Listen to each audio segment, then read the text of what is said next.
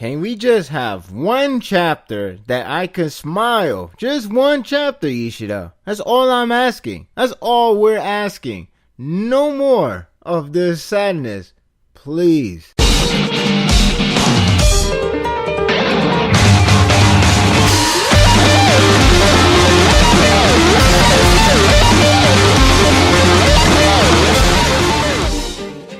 Chapter 85 is a chapter of a strong build-up for the next major event that will take place in Rue Island.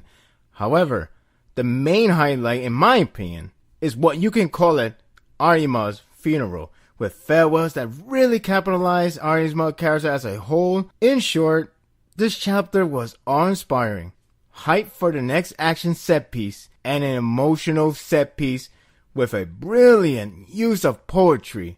In other words, outstanding. Arima being the focus, but this time it's more of a farewell, a funeral-like scenery. It just felt like this character really meant a lot in this series. It's just not like a one-note deal and then that'll be it. It felt like we just witnessed the last boss just finally have his comeuppance. But at the same time, it's not really the bad guy, it's really a good guy. Depressing how the scenery feels like. And I really love how they address every character, even though there are some characters that need to say their farewell to Arima's, but the one that really shows you why Arima is actually a good guy. And it makes it more sad to even see how much respect the people has for him. But before we go to the Arima's funeral, I gotta say I really like the suspense that is really trying to leave off with this series. With Masuri, it ended up being the only survivor in that ship, as his father is supposed to be dead, though a lot of people like to speculate that he's faking his death. I don't know if that is really the case,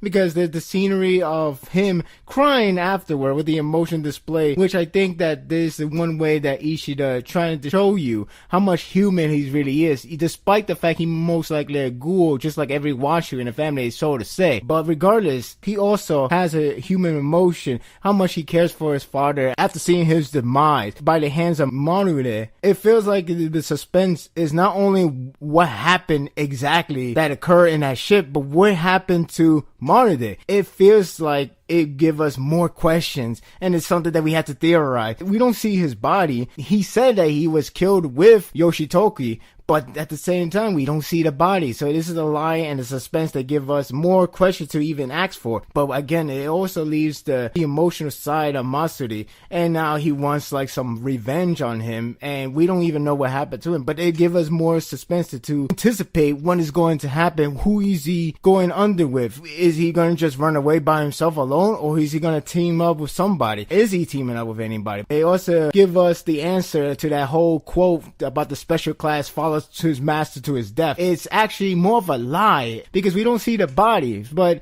if it's not a lie, then well, there you go. That's a confirmation. We don't need to worry about anybody else getting killed. Though in Tokyo Ghoul, we should always worry. Regardless, that kind of quote is now diminished because we now know who they're talking about. But at the same time, it seems like a lie.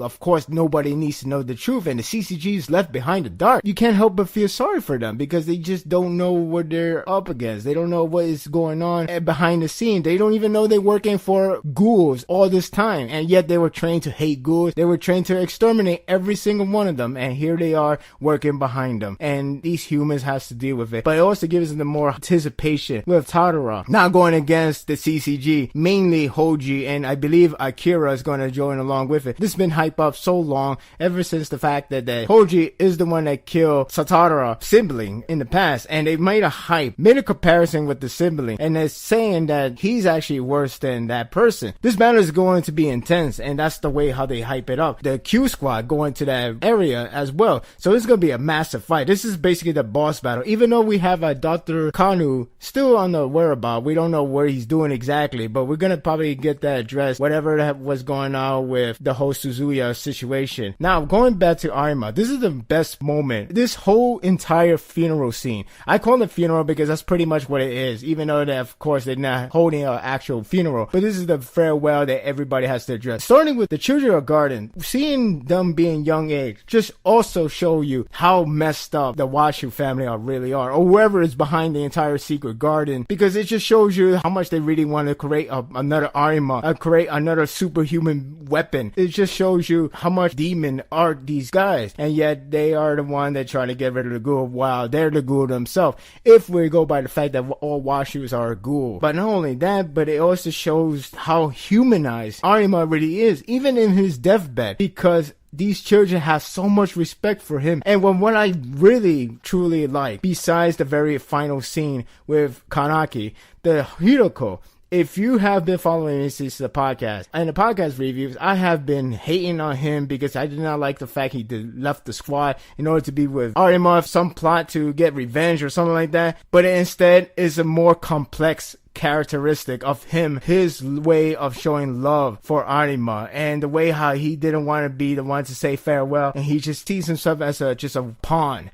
is actually sad, and it actually got me respect for him. And not only that, of course, he's gonna help Arima's final wish, and that is to help Kanaki to escape, which is all the more the merrier to make Hiroko a forgivable person, because he's actually more complex. He actually have a different ways of showing love. And if you're going back to the Uta, it also shows you that it's not about the fact that he hates Arima, but it's the fact that he hates who disrespects so much of Arima, especially making imitation of him. At last, the final scene, which, by the way, the entire chapter itself, even the part where Masude is crying, has a really artistic design, has a great art to illustrate the emotion, the impact, the scene, how much they have developed these people, especially Kanaki, shows you how much he has been influenced by Arima. But not only that, it also shows Arima as a great human being. And with the use of the poetry, the song of an old Anu, I hope I say that right, is a brilliant use of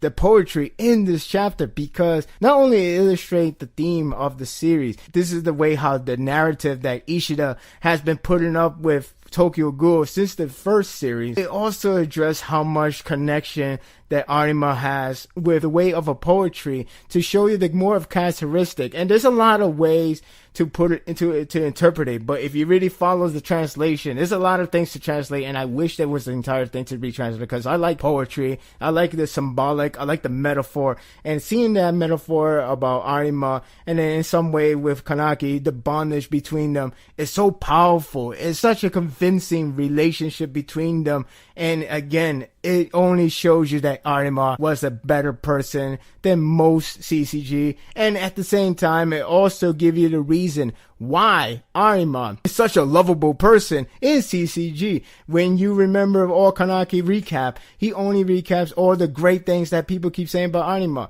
Somebody say he's strong, but again, there are people who are strong, could be an asshole, but he's not like that. So why? Because Arima is legitimately a good person. Despite the fact he go against Ghoul, he's still a great guy. And that's what I love about this, because you don't know about him since he has no emotional display and he's always seen as the ultimate weapon.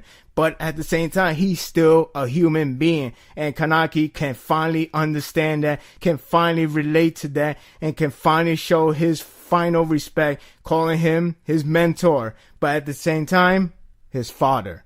And that chapter right there is what I call outstanding.